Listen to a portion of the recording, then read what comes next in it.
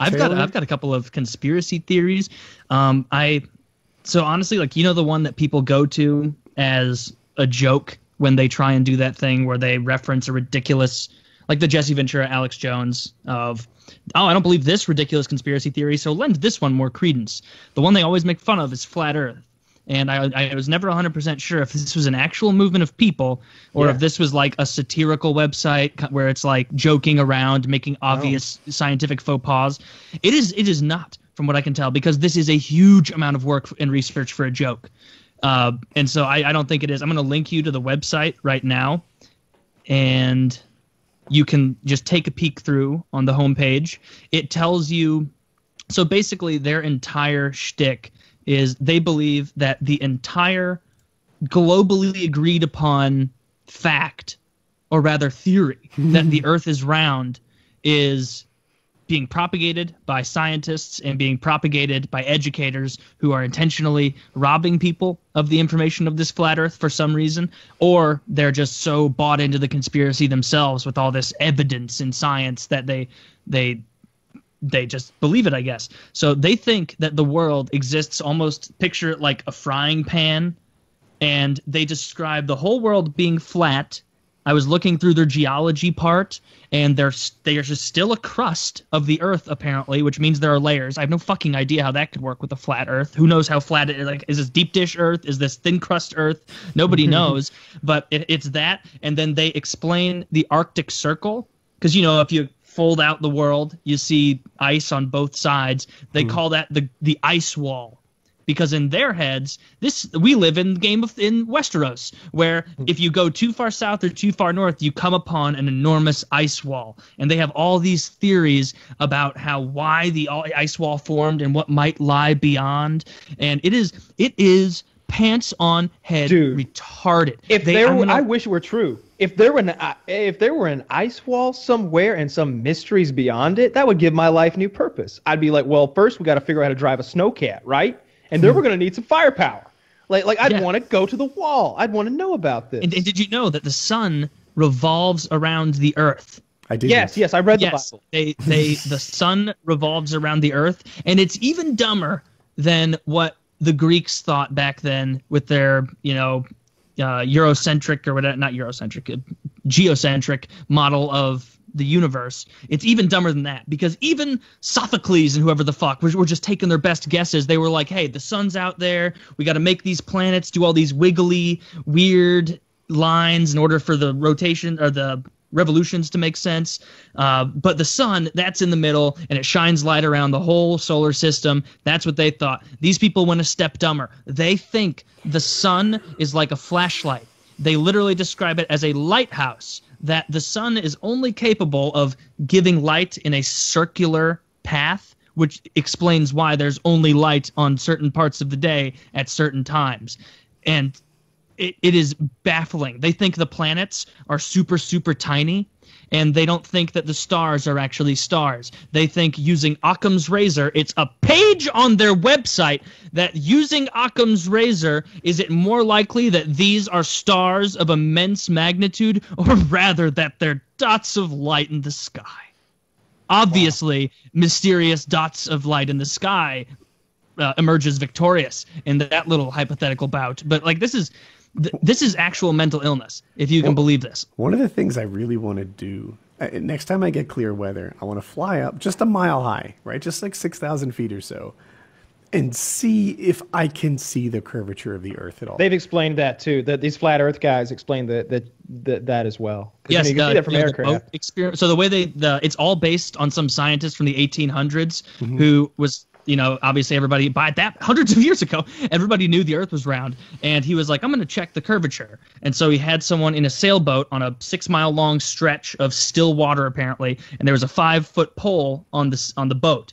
And he got near the ground, about 8 inches from the ground, and put a telescope there or whatever to keep it in his sight. And he was saying, all right, as this thing gets to the other end of this 6-mile pond, I won't be able to see it because the Earth will have, eclipsed the top of that beam. And lo and behold, he saw it the entire way through. And so he assumed, or rather drew the firm conclusion that he refused to step down on, that the Earth was entirely flat. because of that experiment. Like, it took me 3 seconds just to hit back and then go to the second result on Google to have someone being like, this is actually known as water refraction, whatever the hell, and it is indeed on the other side of the world, but the refraction off the water, especially if it's that still and from that distance with that technology of vision, could make it look as though it's still fully there. And it's just baffling that they still cite that study. That guy is their king. Like, the guy who put a fucking 5-foot pole on a boat and sent his buddy 6 miles down a still lake. I want to see it for myself, though. That's something I don't know. I can tell you this. At 2,000 feet, I can't see the curvature of the Earth. I've been at 3, but I don't know that. I've looked carefully at 2. I want to go to 6 and just be like, all right, I've got all the time in the world. I have all the visibility of a chair in the sky. Can I see it? I get to make my own rules and look for as long as I want to. And I want to take a look and see if I can see the curvature of the Earth. That would be a neat thing to me. We've been in jetliners plenty of times. But there's a difference, like looking out that double fucking window with the frost and the humidity and between the panes, and it's definitely not the same as a chair hanging from a wing. Those are intentionally made convex, by the way, to give the illusion of a round Earth as you're looking out of the aircraft. Yeah, I read that. I read that on a website. I don't doubt it. I hate airlines as well. Dr. Samley Robotham over there. Samley Robotham. That's his name. That's the guy who put the boat out in the lake or whatever. Yeah. There's lots of YouTube videos. From a plane? I don't know. You can see it. Can you see it from a plane? I believe that you can. I've thought that I've seen it before. But for all I know, there's some optical illusion that's created. Someone who maybe knows better will be like, oh no, at 35,000 you can't see it. That's an optical illusion caused by refraction of light in the Earth's atmosphere. And I'd be like, oh okay. I don't think I've ever. But it's still round though, right? Like, I've looked at stuff, right? Like, hey, we're passing over the Grand Canyon, or isn't this cool? But I don't know that I've studied the horizon for a curve from a this passage here. This is how they explain circumnavigation. This is the first sentence. The flat Earth is laid out like the United Nations logo. The North Pole is at the center, while Antarctica is at the rim. The continents are spread out around the North Pole. So he sees it in really what is technically not the wrong way to look at the world if you just looked at the map differently and folded it up. The only difference is this man thinks that that is the shape. That you could, if you were a giant, you could step across them like rocks in a garden. Except the thing about there's no ice wall, right? So if I headed to the edge where they say the ice wall is, I could come out the other side. Yeah, you could. See, this is okay. Circumnavigation on a flat Earth is achieved because of a compass east and west are always at right angles to north. Thus, traveling eastwards continuously takes you in a circle around the North Pole. East and west are curved. North. That's not how that shit fucking works, bro. I know. But wait, draw a straight line with your hand. Kyle, do that real quick. It doesn't curve. Let me read one more sentence, and it will clarify. North is hubwards, south is rimwards, east is turnwise, and west is widdershins. And so that clears it up. I'm just reading what they wrote. Those are fake words. These are made up words meant to tell you that you can't. Literally, that excuse right there is you can't go that way to go around the Earth because that way is east, which means you need to go that way. It's like, what the fuck are you talking about? But all you gotta do is be like, no, I'm not going east. I don't care what direction you call it. I'm going that fucking way. These are real words. I just didn't know them. Yeah. I thought when Taylor said widdershins wasn't a real word, I thought he might actually be telling the truth. It's a direction contrary to the sun's course, considered as unlucky counterclockwise. They're using words from a time when we thought the world was flat. Is how far they've had to go back because we learned that widdershins doesn't make any goddamn sense. If your Garmin told you to take to head widdershins, towards exit 60, you'd be like, what in God's name is happening? This bitch has lost her mind. They answered this question. How did they know? They must get these a lot. Traveling in a straight line. Can't we just circumnavigate the Earth by traveling in a straight line without a navigational aid? Answer. It is not possible to travel in a perfectly straight line for very long without a navigational 8. It is not even possible to drive down a long length of highway without turning the steering wheel left or right.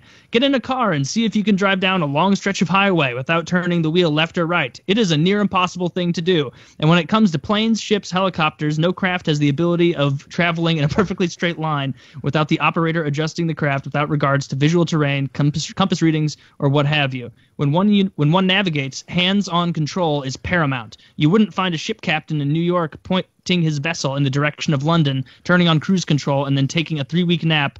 This doesn't answer the question. Because you absolutely straight line. And if you did derivate a little bit, it shouldn't matter because you're still going towards the edge because it's a circle, right? Yeah, it shouldn't matter a bit. And what about autopilot and GPS and, the pictures of the Earth from the fucking space and all that stuff? These guys are, we're looking at how crazy these guys are. I just realized something. They're not that much more kooky than people who believe the Bible as fact, though, because they have some pretty similar things that they believe that can also be very easily disproven. And you're like, oh yeah, just go. What's that word? Wittershins. Go Wittershins and tithe. Do that too. I don't know. This is bizarre though because there's so much science that we got pictures of the Earth from space. This is like a whole new level of willful ignorance because it's like they're using science. Like, when you see in an old science or a current science textbook, you'll see this is the heliocentric model of the solar system. This is the geocentric model. If you look at the geocentric one, there's tons of weird patterns that the planets have to go around in order to explain how we see them. That's the model they use as their example. The one they use in science books to explain how it wouldn't possibly work to have a flat Earth. And they're using that one. Baffling. Yeah. And then just there's a lot of reasons. Whenever someone's taught, I don't know what the correct truth to stand on is when you're trying to get somebody to see right. But I just remember my mom telling me one time how old the Earth was, and she was a little off. And and I was like, well, Mom, think about this, all right? We look up and we see those stars, right? God made those. It's written right in there, heaven and earth. You can't go. It says it. Don't go back on that. He made those things, right? But they're so far away that it takes, tens of thousands of years in some case for their light to reach us. So this all had to have been here. That star had to have been there for tens of thousands of years, or we couldn't see it. The light wouldn't have gotten here yet. So how can you stand on that little ledge you're standing on over there where you believe that this is all 6,000 years old? But that's never the way to approach it. I feel like she immediately would go to, light, how do we know how fast light is? And I'm like, do we have to go to Einstein? Well, when he started the star, he also did the ray of light that made its way here. Oh, he just stretched it out? Yeah, it made the star and the ray of light so that it was here right away. It made you not wait for it. But all right, but here's the issue with that. Because that light is reached out like that, as we're fed that delayed light, we're seeing different things. Things are happening over a course of time. You know what I mean? Like it's not as if you just turned on a flashlight and then stretched the beam out to Earth.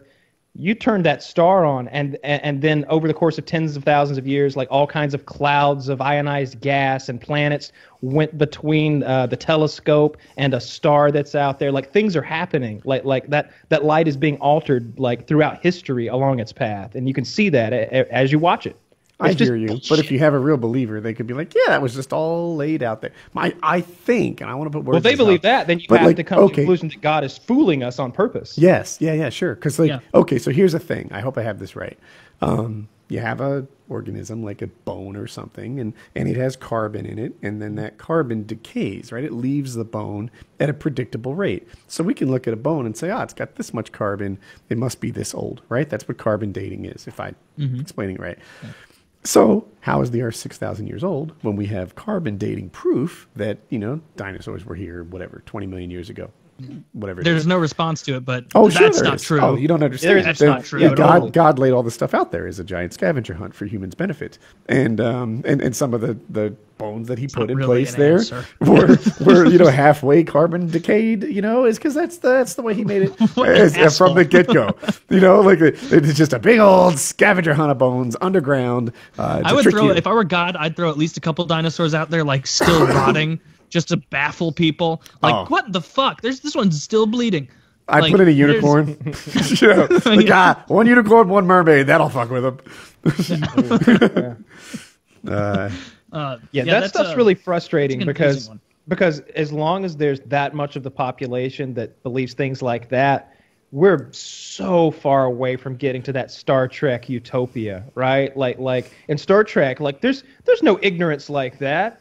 There's no like even if you go to like the dumbest of dumb people, they're still flying around in spaceships. They might have some bad ideas, but they've gotten past the whole believing that their planet's flat and sacrificing things to an omnipotent being and all that.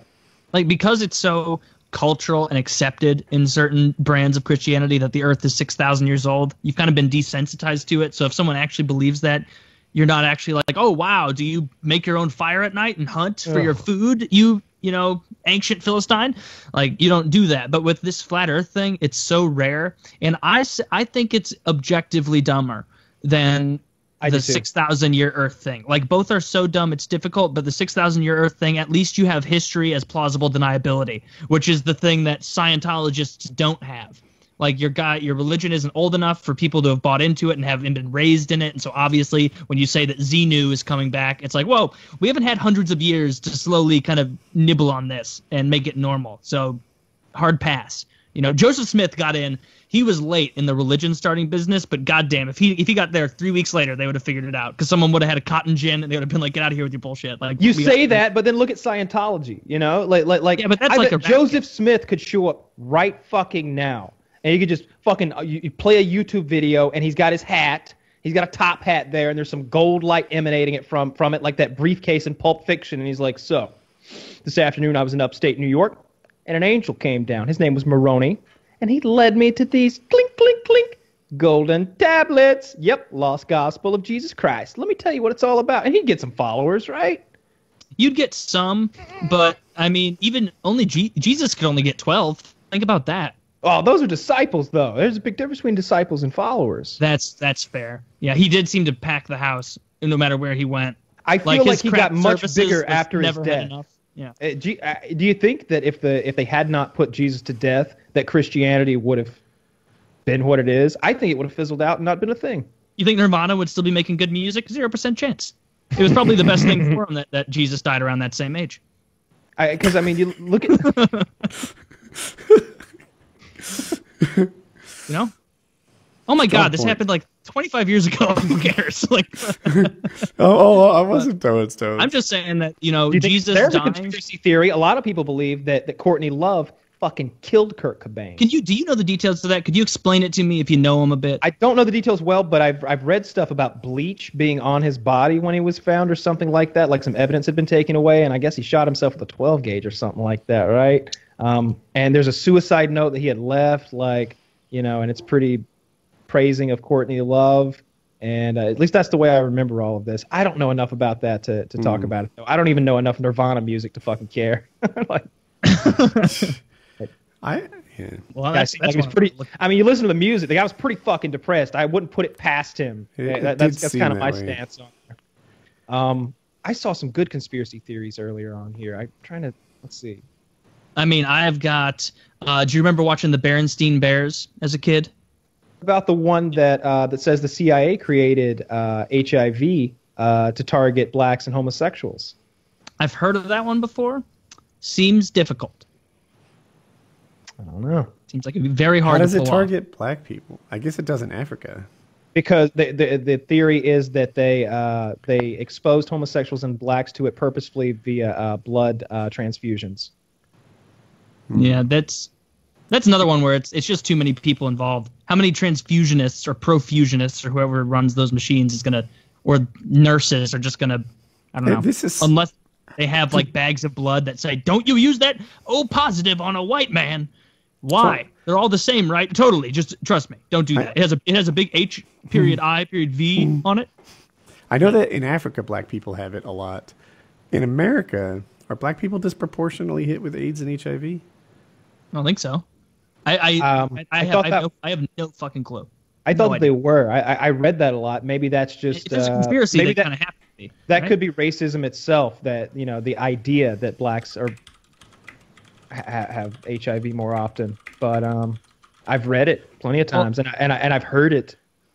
And the Africa point doesn't make sense because this is a conspiracy about the U.S. government, right? Yeah. Well, but they did it here. That's what I'm saying. Is that like the Africa comparison wouldn't work because this is about a U.S. government program? Yeah, they are. It turns out that half of the people who are diagnosed with HIV in America are black, and I don't know the percentage of black people in America, but I think it's like 15 or 20% or something. 13%. 13%. 13%. So they are definitely overrepresented. Several times more likely. Here's an interesting one I just found, that the 2004 Indian Ocean earthquake and tsunami was actually a nuclear test conducted by India in which the United States took some part. Whoa. Wait. Okay, this is a conspiracy theory. Yeah.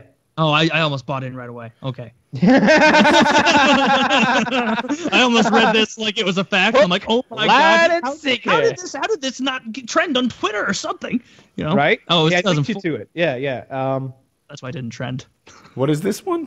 It's the 2004 Indian Ocean earthquake and tsunami were actually a nuclear test conducted by the country of India with the cooperation of the United States and other allies. That went wrong. I'm having trouble finding their evidence for this. Okay. Yeah, and also I just don't know what I'm talking about. Like what is the strength of a nuke compared to an earthquake? Like, I feel like if we took one of our biggest nukes and set it off underground, it would rustle the ground in a way that does not compare to the Japan security cam shaking shelves that I'm used to. You're dealing with an amateur nuclear geologist. And my theory is that perhaps what if India set this device off underwater or underground, and that shifted a fault line and made a fault line that was already just stressing against each other, one side under the other, trying to lift up. Maybe that nuke loosened that up, and the tectonic plate moves up, lifts that gigantic mass of water, and creates the tsunami. I wonder if there's some sort of weaponization that could be done that way, right? Like, for all I know, between tectonic plates in the ocean, there's a big old Grand Canyon under the water. And all you got to do is nuke that area because it's begging to shift anyway. No. Have you seen The Abyss? We'll get into big trouble if we do that. The Mariana Trench? If you ever watch The Abyss, there's aliens living down there, and they'll end us all. There's like, that is if you're gonna nuke somebody, just save everyone the trouble and just drop it on the city itself, because if you're futzing around with ocean trenches, blowing shit up with nukes, like that's not like if that goes wrong, it could be like, oh shit, oh fuck, the planet's ruined, guys. Oh no, you can't just buy credits to fix this one, Leonardo. I'm so sorry. Like no, what if you just fuck everything? Much just more likely, one city, it just doesn't fucking work at all. Like, why did we listen to General Rube Goldberg, who thought that you should blow up an ocean to create an earthquake, to create a tsunami, to take out the nuke plant, to make the nuke plant go, and like, why don't we just bomb them? Bluefin prices for yellowtail, goddamn. Suddenly we're playing Mousetrap and Global Thermal Nuclear Mousetrap, hoping that we can win a war. Horrible. I mean, anything's possible in Trump's America, but I just don't think that is a good idea in the trench. Maybe just bomb a normal city like an adult. These are interesting conspiracy theories. Like I really don't read about them too much. So there's the fluoride in the water thing, of course. There's things like if you go back to, you ever hear of the Philadelphia experiment? I have not. I've heard of the U.S. Navy warship. That there was this experiment to perhaps render a U.S. warship invisible, and allegedly the evidence behind it, if I remember correctly, had something to do with like the ship was at one naval base and then it was at another overnight, like it had warped somewhere, and there were claims that the sailors' bodies were like transposed like into the walls and into the bulkheads, like they were half inside of the ship and half not because it had shifted. What is this, like hundreds of years ago in Philadelphia? No. Or 2012? No, here, I'll link you to let me. Okay, because this is a very old timesy conspiracy theory, and frankly, if this is like a 2008 one, then this is ridiculous. This is an X-Files. There's an X-Files based around this too. The experiment was allegedly based on the aspect of some unified field theory. a term coined by Albert Einstein to describe a class of potential theories. Such theories would aim to describe mathematical. Good God, how wordy are you? Get to it. I think people in Philly have just been hit by maybe one too many batteries or heavy light-up bracelets. And now Okay, here's the origins of the story. In 1955, Morris K. Jessup, an astronomer and former graduate-level researcher, published The Case for the UFO, a book about unidentified flying objects that described theories about different means of propulsion and flying saucer-style UFOs might use, anti-gravity technology, electromagnetism. Good God, how is this the origin? That doesn't seem to be the origin at all. I don't understand. But yeah, I like conspiracy theories. I want to know more about the people who believe that they're reptilians. Have you ever seen that movie They Live? I haven't, but that's a conspiracy theory that I have a difficult time believing that anyone who's not joking around, genuinely crazy believes. Like that's one that it's even dumber than flat Earth, and that is a fucking feat. It absolutely is not. It is. Which one is this? No. Lizard men? Lizard men. Oh, really? You don't think that's it's so stupid. Oh, it's so fucking stupid. The reptiles we have don't even have anything more than the most primitive little hind brain in there. All they know how to do is how do you know? Sleep because they've done brain. I could think of at least two different scenarios in which we could have intelligent lizard men like posing as one of us and controlling our government with little puppet strings, and it'd be much more likely than a flat fucking Earth. What if some like reptiles lived underground since the fucking extinction of the dinosaurs and they evolved to be lizard people? How would they live underground? And we were all lizard people. If we were lizard people, if we had evolved from lizards, and there was a theory about monkey men and how the monkey men are really pulling all the strings, you might also say, well, maybe a monkey could evolve into an intelligent person. You're like, no, monkeys are fucking stupid. Look at a monkey. He's throwing his shit, Bill. Like, no, he's learning to use tools. Quick question: do lizard men that live underground, are they also cold-blooded like all other reptiles? I believe that they've been gaining their. Then it's bunk. Then it's I bunk. believe they've been gaining their heat source deep under the ground, near the from absolutely the hot bright rocks. Fueling their cold blood. These are totally slee stacks. Yeah, they are slee stacks. That's what it would be. They're literally slee stacks. Yeah, or maybe it's aliens, right? Maybe it's some intelligent reptilian alien beings who have shown up, and they're setting up shop as their own thing and making us believe. What was that TV show called with slee stacks? Journey to the Center of the Earth. Was that what it was? I think Slee Stacks was a Time Machine by Jules Verne, right? For me, it's a TV show I saw as a kid. I don't know how to spell slee stack. Journey to the Center of the Earth.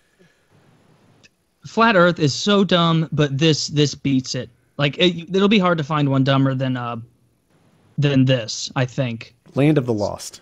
There was a TV show called Land of the Lost. Yes. I thought Slee stacks? What are you guys saying? There was a TV show before you were born, and there were reptiles that live under Earth, intelligent ones. They were slee stacks, and they found warmth by glowing rocks. And it sounded like Kyle had maybe seen it too. Air date 1974. Yes, a couple of years before I was around. Yeah, that's even. I mean, I guess I was one, but I think I was watching reruns from my memory. No, so what it is in the Time Machine? It's the Morlocks, not the slee stacks, but they also live under the ground, and they come up and they like capture the Eloi, which is like those peaceful people who live on the top, and they take them down and eat them. Yeah. Wow. Yeah, well, I challenge you to find one worse than lizard men, because you know what though? I'll tell you what. Exists, and it looks flat if you're retarded. Lizard men is retarded. I'll grant you that. Flat Earth is retarded. I'll grant Kyle that. I find young Earth to be just as retarded as those other two, and it's widely believed by Christians. Yeah. The thing about it is, like we're so dependent on what we see on what's been provided to us through books and word of mouth and the internet and stuff, that like you could easily envision like a Rick and Morty style scenario where this is just being fed to us to like see if maybe we live in a completely different reality and we're some kind of fucking experiment where they're like, yeah, let's put a baby in this VR thing and we'll make it think it lives in this weird universe where all this is true. Anything could be true. Yeah, I mean, that's the computer simulation conspiracy theory. I went so far down that rabbit hole the other night after like researching quantum mechanics for a while. Like I watched like 8 quantum mechanics videos, and then I started like talking about how we could live in a simulation based on like what I had just learned. And then I was like, I guarantee you, if we start Googling this, there's a huge group of people who believe we're in a simulation. And then I saw Elon Musk is one of them. Joe Rogan. Yeah, and they start going through through working out.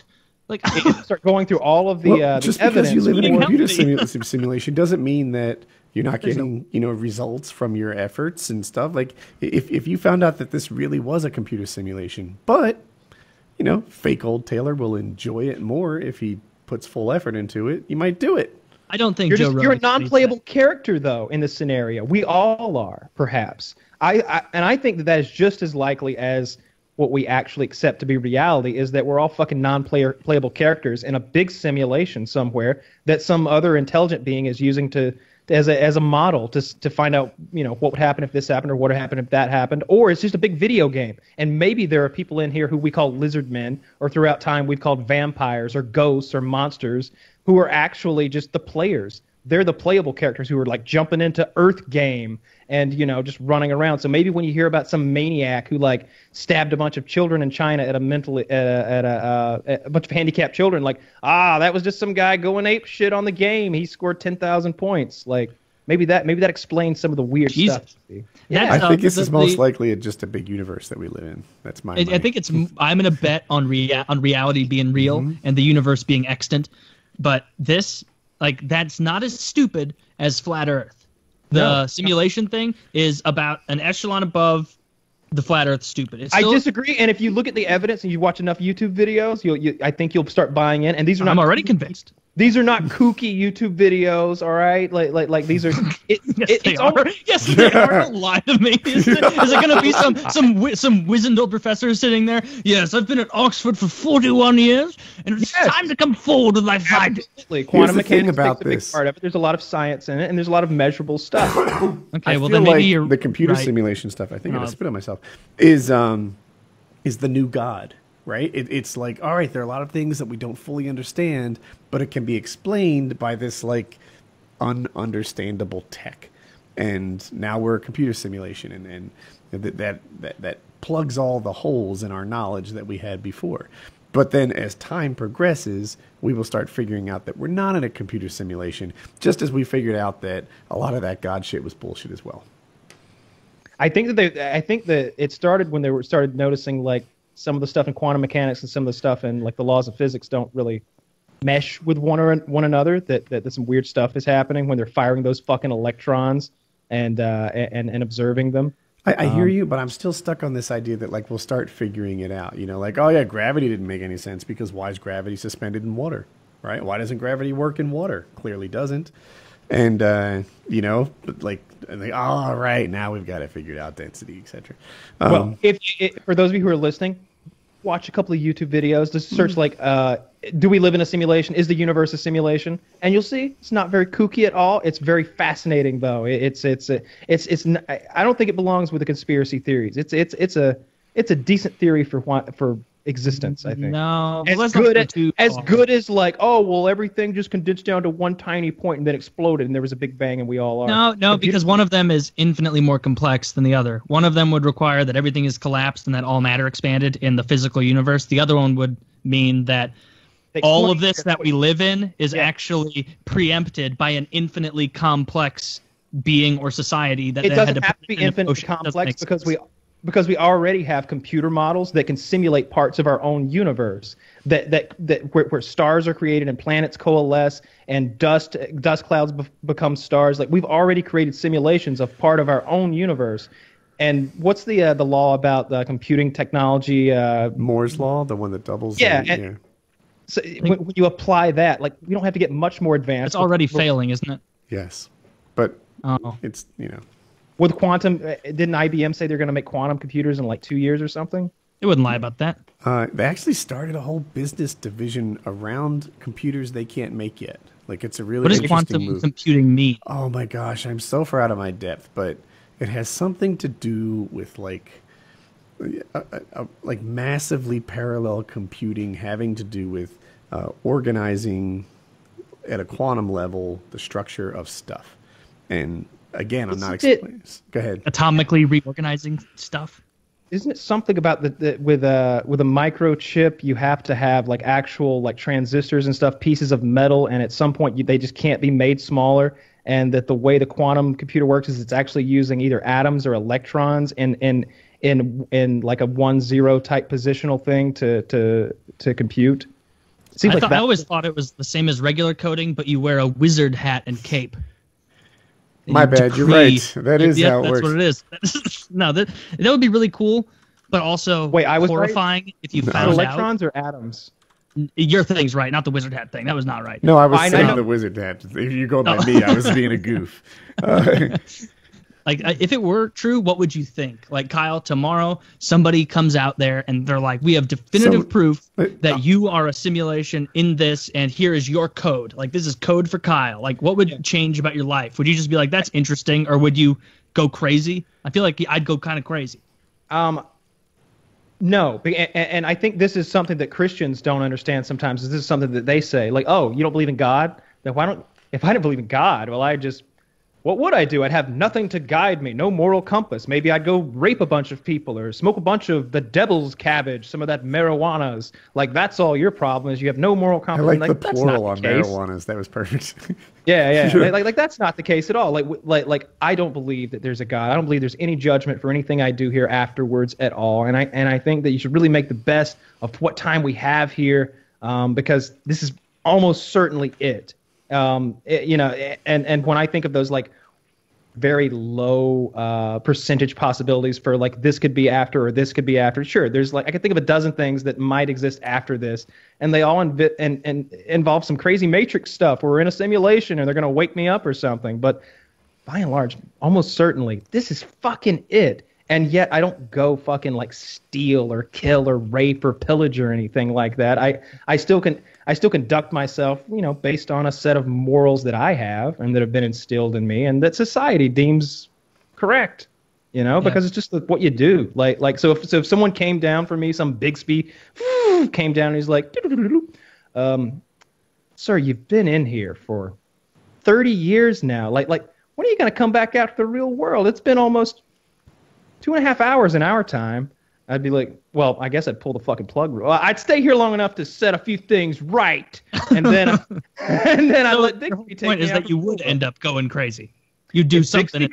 If Bixby comes down and he says, "Sir, you got to come back out to the real world. You've been here for over 3.5 hours," I'm like, "Oh, let me tie up a few loose ends first." And I do go a little crazy. But if I have to stay here, like if I live in a simulation and that's just my reality, there's no way to like pull the plug and escape, then tomorrow's a new day, right? Like just keep going. Yeah. Maybe kill yourself. Might kill myself. I don't know. That's risky. I'm going to watch someone else do it first just to see how that pans out. Kill themselves? See, if they get like in the simulation. Well, you're in the simulation. They just fall over dead while you're there. Like maybe they like in some alternate plane, but you won't know anything about it. Yeah. Okay. Yeah. This doesn't sound like a fun scenario at all. It sounds horrifying. It's just the reality isn't much more fun, is it? That you're going to get eaten by maggots in about 50 years. Yeah, but you just don't think about that. I do every day. A lot? Do you dwell on that a lot? No, I don't dwell on that at all. But I think that what I do think about is, and I'm sure this is something that humans have done throughout their existence, is oh man. In 50 years, like those would be cool days to live in. You always look ahead at the things that are coming and the things that are about to happen. And you're like, oh, I would like to be part of that. I keep hearing about, a mission to Mars or a mission to this planet. And interstellar travel is eventually going to be at our fingertips, as long as we don't blow ourselves up. So I feel like we're at a time and point where at least we're satiated. We don't have to worry about beasts eating us or being enslaved by like a rival tribe. You don't really have to worry about some like new virulent plague just sweeping into the village and cleaning out your whole family. We don't have to worry about that. A lot of places still do. We've talked about those people before. We're talking about us, all right? Those are the NPCs as far as I'm concerned. Like those are the real NPCs. That's the guy that you just go and steal his minerals and run away. And make yourself your leather straps and your iron daggers. Land clean so they can enjoy it. That's what I say. All that dirty uranium they've got and silver and gold. Yeah, we've been doing that for forever. Yep. And then when the computers are done, you ship them over to India or Cambodia or something, and they break them all down, and then some little kid's hands has to pick out all the metal bits. Have you watched those videos on YouTube? Yeah. The beginning of it is very sad, but it rounds out like a how it's made video, because then they show you like how like the gold bars are made, and so it starts off very depressing, but then by the end of it, you're like, that's a pretty cool machine. Yeah, but someone will get rich in the end. Not those children, of course, but no, they can't. Most of them can't afford shoes. Yeah, but someone will get rich, and that's the happy part. Meanwhile, the kids are all getting like heavy metal poisoning from handling all those components with their tips. Or they're wearing their one pair of Toms they got 9 years ago with no sole, just like a bed skirt over their little feet. What is the company that sends an extra like pair of shoes to? That's the one. Yeah. Is it Toms? Yeah. I thought there was another. An extra pair of horrible shoes. Horrible, ugly shoes.